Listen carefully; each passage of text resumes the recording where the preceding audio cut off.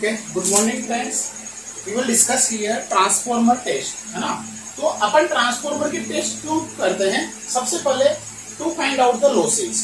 आपको losses find out करने के लिए आपको ट्रांसफॉर्मर की टेस्ट करते हो ना। किसके लिए करते हो आप? To find transformer loss. Transformer के अंदर आपके पास लॉस कितने हो रहे हैं उसको फाइंड आउट करने के लिए आप ट्रांसफॉर्मर की टेस्ट करते हैं। उसके बाद में एफिशिएंसी लॉसेज आ जाएगा, तो आपके पास एफिशिएंसी को फाइंड आउट करने के लिए आपको ट्रांसफॉर्मर के टेस्ट करने पड़ेंगे।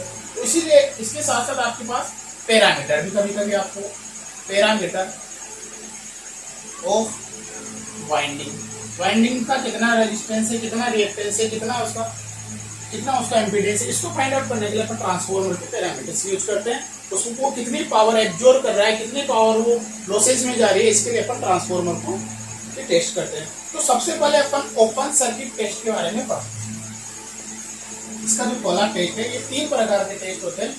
पहला open circuit test, short circuit test and back to back test. जो आप ओपन सर्किट टेस्ट होता है, ओपन सर्किट टेस्ट नाम से ही आप बता सकते हो ओपन सर्किट टेस्ट। अब जो ओपन सर्किट टेस्ट होता है उसमें आप to find core loss of transformer. Transformer के कोर लॉस को फाइंड आउट करने के लिए आप ओपन सर्किट टेस्ट करते हो। This test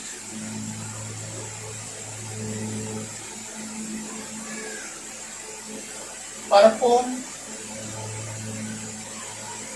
at low voltage side.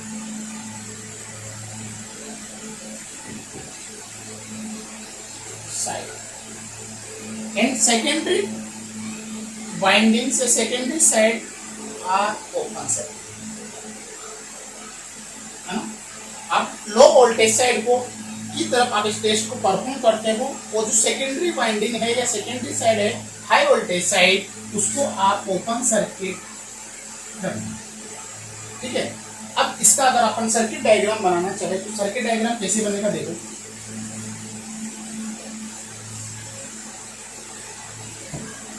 ये आपका सप्लाई है, उसके बाद में आपने एक वोल्ट मीटर कनेक्ट कर दिया, प्राइमरी साइड है लो वोल्टेज साइड। उसके बाद में आपने एक वोल्ट मीटर कनेक्ट किया,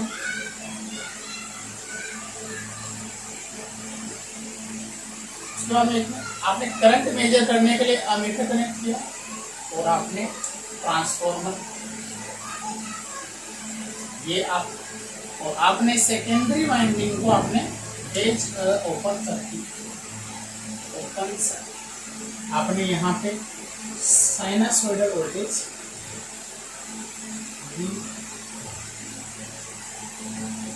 ठीक है। ये आपका वोल्टमीटर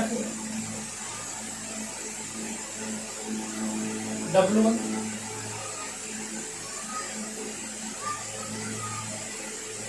जो पावर मेजर करता है ना। अब देखो इस केस में क्या होगा।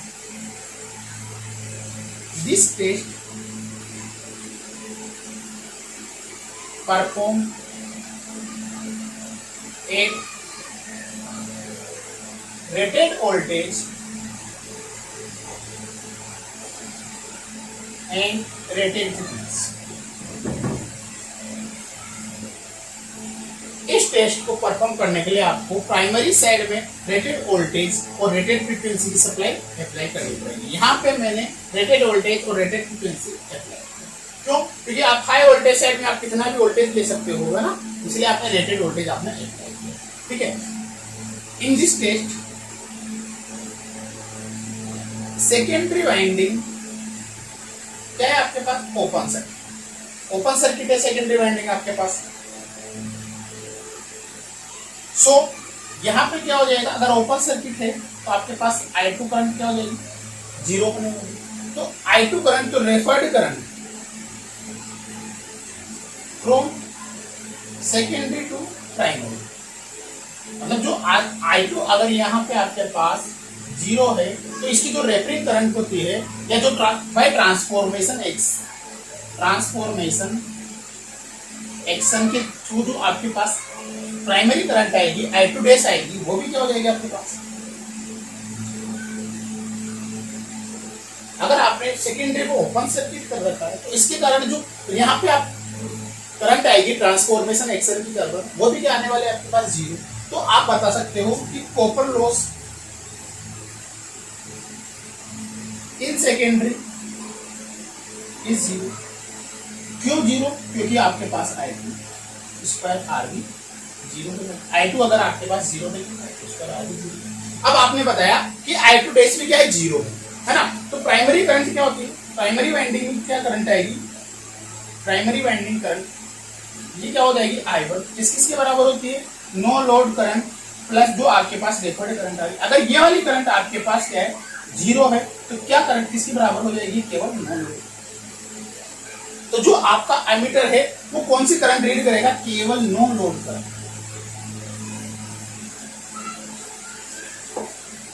केवल अमीटर रीड्स करेगा आपका, ammeter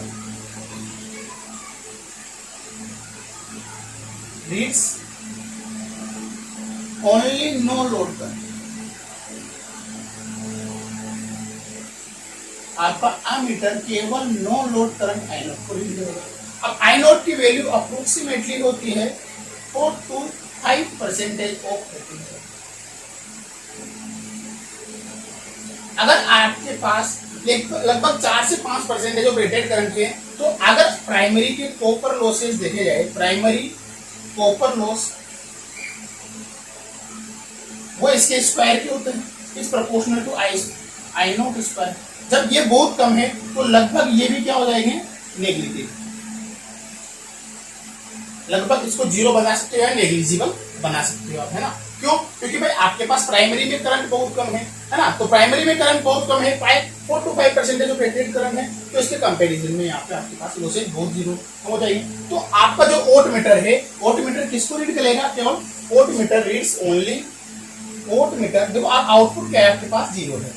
vote metre reads only core loss, केवल कोर लॉस को रीड करेगा। क्यों? क्योंकि आपके पास, क्योंकि आउटपुट भी क्या आपके पास जीरो है। आपने ओपन सर्किट कर रखा है, आपके पास आउटपुट भी जीरो है, क्योंकि वहां पे कोई करंट नहीं है, तो आपके पास आउटपुट जीरो है। तो वोट मीटर केवल कोर लॉस को रीड करेगा, है ना। अब कोर लॉस क्या होते हैं? और देखो आपने यहाँ पे क्या कर रखा है? रेटेड वोल्टेज अप्लाई कर रखा है। तो आपने क्या कर रखा है? आपने रेटेड वोल्टेज अप्लाई कर रखा है। रेटेड वोल्टेज आपने अप्लाई कर रखा है। रेटेड वोल्टेज आपने अप्लाई कर रखा है ना। और वोल्टेज के प्रोपोर्शनल होता है आपका प्लस, वोल्टेज के प्रोपोर्शनल होता है आपका प्लस। हाँ, जब आपका वोल्टेज के प्रोपोर्शनल होता है तो यहाँ पे आपका रेटेड फ्लक्स भी आपका रेटेड आ जाएगा, मैक्सिमम फ्लक्स आ जाएगा, है ना। और जो फ्लक्स होता है उसका स्क्वायर प्रोपोर्शनल होता है आपके पास नो लोड लॉसेज या आयरन लॉसेज प्लस के स्क्वायर के प्रोपोर्शनल होते हैं। तो आपने बताया कि इसमें जितना भी आपने रेटेड वोल्टेज दिया तो आपका वो प्लस के प्रोपोर्शनल होगा। तो यहाँ पे जितना भी आपका प्लस क्रिएट होना था वो प्लस आपका क्रिएट हो चुका है। अगर आपका प्लस क्रिएट हो चुका है तो वो किसके प्रोपोर्शनल होता है? कोर लॉसेज के प्रोपोर्शनल होता है, आपके स्क्वायर का प्रोपोर्शनल होता है। मतलब कोर लॉसेज प्लस के स्क्वायर के प्रोपोर्शनल होते हैं। तो आपके जो भी लॉसेज आएंगे इसमें केवल कोर लॉसेज आएंगे। ओके, अपन अब इसमें देखते हैं। आपके वोट मीटर की रीडिंग मैंने मान ली। वोट मीटर रीड्स, आपका वोट मीटर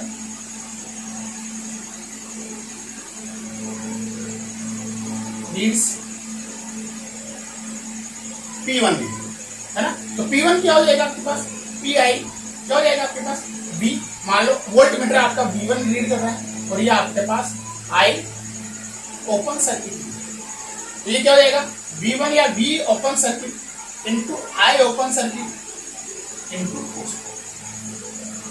हाँ, यहां से आप कोस पाई नोट की वैल्यू निकाल लोगे। देखो आपके पास P भी अवेलेबल है, ओपन सर्किट वोल्टेज और I ओपन सर्किट करंट भी आपके पास अवेलेबल है, तो दोनों के दोनों आपके पास मिल गए। हाँ, मेरे को पता है जो नो लोड करंट होती है आपके पास, नो लोड करंट किसके बराबर होती है आपके पास? Magnetizing current plus core loss current, magnetizing current plus core loss current का वेक्टर एडिशन, है ना। जो यहाँ पे कोर लॉस मैग्नेटाइजिंग करंट होती है वो होती है आपके पास I naught sine phi naught, और जो आपके पास मैग्नेटाइजिंग करंट या कोर लॉस कंपोनेंट होता है वो होते आई एम और कोस आई एम। यहां से आप आई एम और आई डब्ल्यू की वैल्यू निकाल लोगे। हाँ, अब आपके पास आई एम भी आ गई, आई डब्ल्यू भी आ गई, क्योंकि इसका जब आपने इक्विवेलेंट डायग्राम बनाया था तो कुछ ऐसा बनाया था, कुछ याद आ रहा हो ऐसा इक्विवेलेंट नो लोड। ये आपके पास नो लोड करंट थी, ये आपका आरसी था और ये आपका एक्सी। हाँ, तो आरसी क्या हो जाएगा आपके पास, RC equal to V1 divided by इसकी करंट, और एक्सी बराबर क्या हो जाएगा आपके पास V1 डिवाइडेड बाई या V open circuit divided by, ये दोनों आपके पास पैरामीटर, और यहां से आप जेड,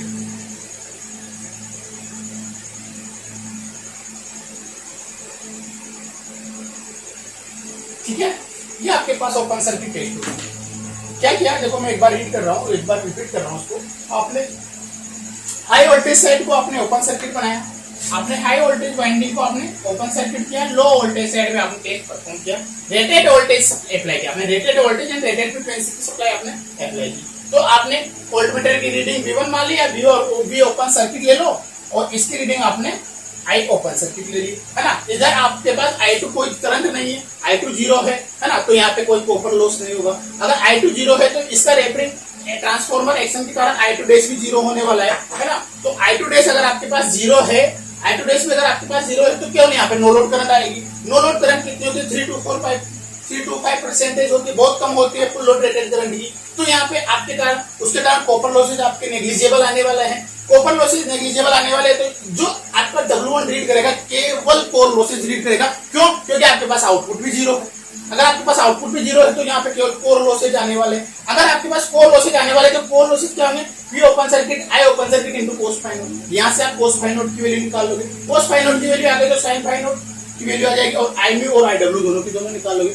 आई म्यू होती है आपके पास मैग्नेटाइजिंग करंट कंपोनेंट, और आई डब्ल्यू होता है आपके पास कोर लॉस करंट कंपोनेंट। अगर आपके पास ये दोनों आ गए तो मैंने बताया था आरसी बराबर V open circuit divided by I W, और एक्सी बराबर V open circuit divided by I W. ये आपका ओपन सर्किट टेस्ट परफॉर्म होता है, ठीक है। अब अपन अगला टेस्ट देखते हैं, short circuit test.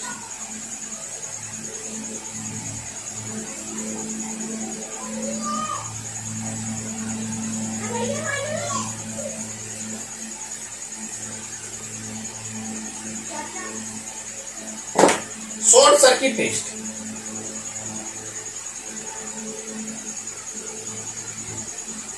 Short circuit test अपन परफॉर्म कर रहे हैं। शॉर्ट सर्किट टेस्ट के लिए आपको क्या करना पड़ेगा, आपको लो वोल्टेज वाइंडिंग को शॉर्ट करना पड़ेगा। क्यों, क्योंकि लो वोल्टेज वाइंडिंग में आपके पास रेटेड करंट मिल जाएगी इजीली, कम वोल्टेज अप्लाई करने पे आपको रेटेड करंट मिल जाएगी। देखो कैसे करते हैं आप, high voltage kit perform,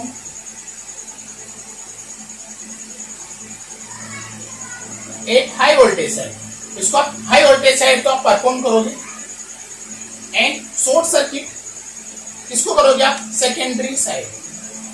secondary side मतलब आप लो वोल्टेज वाइंडिंग को आप क्या करोगे, लो वोल्टेज वाइंडिंग को आप क्या करोगे, शॉर्ट सर्किट करोगे, हाँ है ना। टू मेजर, किसको मेजर करता है ये, all core losses, copper losses, ये मेजर करेगा आपके पास कॉपर लॉस को, है ना। अगर इसका आप डायग्राम बनाना चाहो तो मैंने बताया आपको, हाई वोल्टेज वाइंडिंग की तरफ आप इसको परफॉर्म करोगे, लो वोल्टेज वाइंडिंग को आप शॉर्ट करोगे। तो मैंने यहाँ पे आपके पास डायग्राम बनाया इसका, ये आपका वोल्टमीटर है, ये आपका वोल्टमीटर है, ये आपका अमीटर है, ये आपकी वाइंडिंग्स है, ये लेकिन आपकी हाई वोल्टेज साइड है, हाई वोल्टेज साइड है, और ये आपकी लो वोल्टेज साइड की वाइंडिंग है, और इसको आपने सिर्फ कंडक्टर से क्या कर दिया, शॉर्ट सर्किट, है ना। और ये आपने V1 सप्लाई, है ना, ये आपने V शॉर्ट सर्किट, इसकी रीडिंग I शॉर्ट सर्किट, और इसकी रीडिंग आपके पास W, है ना। ये आपने किया, आपने secondary winding low voltage winding को शॉर्ट सर्किट कर दिया, प्राइमरी को ओपन, प्राइमरी की तरफ आपने टेस्ट परफॉर्म कर रहे हो, है ना। क्यों किया भाई आपने लो वोल्टेज वाइंडिंग को क्यों शॉर्ट किया, क्योंकि लो वोल्टेज वाइंडिंग को शॉर्ट करने का एक ही रीजन है कि आप यहाँ पे 5 to 4% रेटेड वोल्टेज का 5 to 4% वोल्टेज अप्लाई करोगे तो शॉर्ट सर्किट होने के कारण यहाँ पे रेटेड करंट फ्लो होने लग जाएगी। यहाँ पे रेटेड करंट होने लग जाएगी तो यहाँ पे भी आपके पास रेटेड करंट आ जाएगी। रेटेड करंट आ गए तो आपके पास कॉपर लॉसेस आ जाएंगे। ठीक है, क्यों? बिकॉज क्यों किया भाई आपने? To apply 4 to 5% of rated voltage, आपने 4 से 5% ऑफ रेटेड वोल्टेज अप्लाई कर दिया किसमें? प्राइमरी साइड में, है ना। Rated current flow both winding. अब देखो, अब आपने 4 से 5% रेटेड वोल्टेज को अगर आपने यहाँ पे अप्लाई किया तो दोनों वाइंडिंग में, शॉर्ट सर्किट वाइंडिंग में और इसमें हाई वोल्टेज वाइंडिंग में आपने full load, full rated current आपको मिल गई। फुल रेटेड करंट क्यों मिली? क्योंकि आपने इसको शॉर्ट कर रखा है। यहाँ पे आपने तक बिल्कुल कम वोल्टेज भी लगाओगे तो यहाँ पे रेटेड करंट आने वाली है, करंट आने वाला भी है, फोन आर बराबर रेटेड करंट आने वाली है। रेटेड करंट आएगी तो अगर यहाँ पे रेटेड करंट आएगा तो यहाँ पे भी आपके पास रेटेड करंट आने वाली है। तो आपने बहुत कम वोल्टेज अप्लाई किया और आपके पास फुल लोड का रेटेड करंट आपके पास आ गया, है ना। अब जब आपके पास रेटेड करंट आ गई तो इट मेजर करेगा कॉपर लॉस, क्योंकि मेरे को पता है कि कोर लॉस और नो लोड लॉसेस, है ना, core loss proportional to flux का स्क्वायर, हाँ। और जो आपका फ्लक्स है वो होता है आपका पास वोल्टेज के प्रोपोर्शनल, हाँ। ये आपका फ्लक्स है जो आपका वोल्टेज के प्रोपोर्शनल होता है, क्योंकि आपने वोल्टेज केवल 4 to 5% अप्लाई कर रखा है तो वोल्टेज क्या होगा? वोल्टेज बहुत कम लगा रखा है आपने, तो कोर लॉस भी आपके पास क्या हो जाएंगे? बहुत कम हो जाएंगे, जिसको आप क्या कर सकते हो? नेग्लिजिबल। इसको आपने क्या कर दिया? नेग्लेक्ट कर दिया। तो जो आपका W2 वोल्टमीटर रीड्स करेगा वो केवल आपके कॉपर लॉसेज को रीड करेगा, केवल आपके कॉपर लॉसेज को रीड करेगा, क्योंकि बोथ वाइंडिंग्स इनफ्लोइंग, मतलब सेकेंडरी में और प्राइमरी में आपकी केवल रेटेड करंट फ्लो हो रही है। इसके कारण आपके पास कॉपर लॉसेज इंक्लूड होंगे और आपका W2 या voltmeter reads only copper loss of transfer. आपका जो वोल्टमीटर है केवल कॉपर लॉस को कॉपर लॉस को केवल रीड करेगा, है ना। और क्या हो जाएगा आपका W2 क्या रीड करेगा? P कॉपर लॉस क्या हो जाएंगे आपके पास? Short circuit voltage, short circuit current into cos phi short circuit. आपके पास जो कॉपर लॉसेज क्या हो जाएगा? आपके पास short circuit voltage, short circuit current, short circuit. ठीक है, हाँ, ये इतना अपन ने कर दिया। तो आप यहां से इतना और देख सकते हो कि आपका जेड इक्विवेलेंट क्या होगा?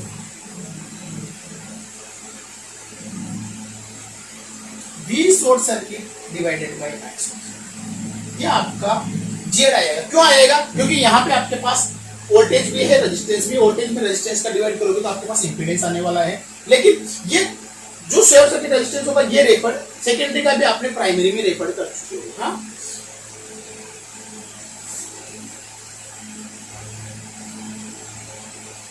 ठीक है, ये भी आपको पता चल गया। उसके बाद में आपने थोड़ा सा और देखा कि आपके पास जो लॉसेज, कॉपर लॉसेज क्या होते हैं? I2 स्क्वायर,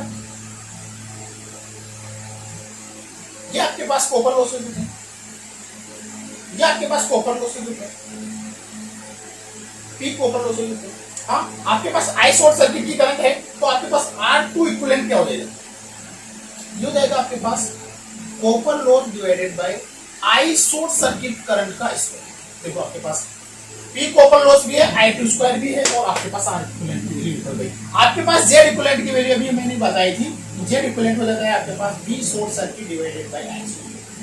आपके पास Z भी आ गया, R भी आ गया, और X की वैल्यू निकालना चाहो आपके पास, X की इक्विवेलेंट की वैल्यू निकालना चाहो तो हो जाएगा आपके पास रूट ऑफ Z का स्क्वायर माइनस। देखो इस सर्किट को, लेकिन ये इक्विवेलेंट पैरामीटर है, आपने सेकेंडरी का भी ट्रांसफर कर दिया प्राइमरी वाइंडिंग में। ये अगर आपको सेकेंडरी की तरफ प्रीफर करके ले जाना है तो ट्रांसफॉर्मेशन एक्शन से रेफर्ड पैरामीटर की वैल्यू से आप इसको निकाल सकते हो, है ना।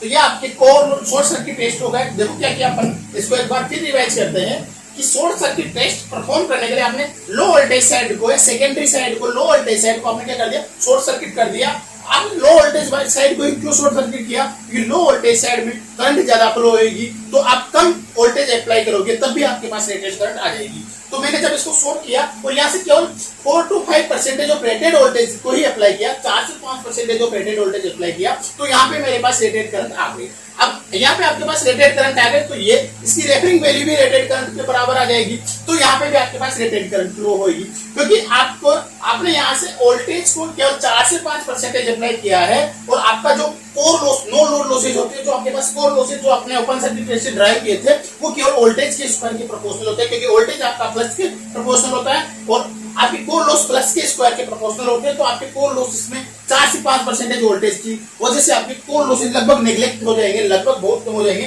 तो जो भी वोल्ट मीटर की रीडिंग होगी वो केवल आपके कॉपर लॉस के बराबर होगी, कॉपर लॉस के बराबर होगी। और जो कॉपर लॉस को आपको डिटरमाइन करना है, आपने कॉपर लॉस निकाले, यहाँ से आपने आई शॉर्ट सर्किट, क्योंकि क्या होता है copper loss I square into R, तो यहाँ से आपके पास आर की वैल्यू आ जाएगी। हाँ, क्योंकि वोल्टेज में करंट का भाग दोगे तो जेडी आ जाएगा। जब इसको एडिशन से करोगे तो आपके पास एक्स इक्विवेलेंट की वैल्यू भी आ जाएगी। ये आपके पास शॉर्ट सर्किट टेस्ट होता है, ठीक है। इसके बाद में अपन देखते हैं तीसरा टेस्ट।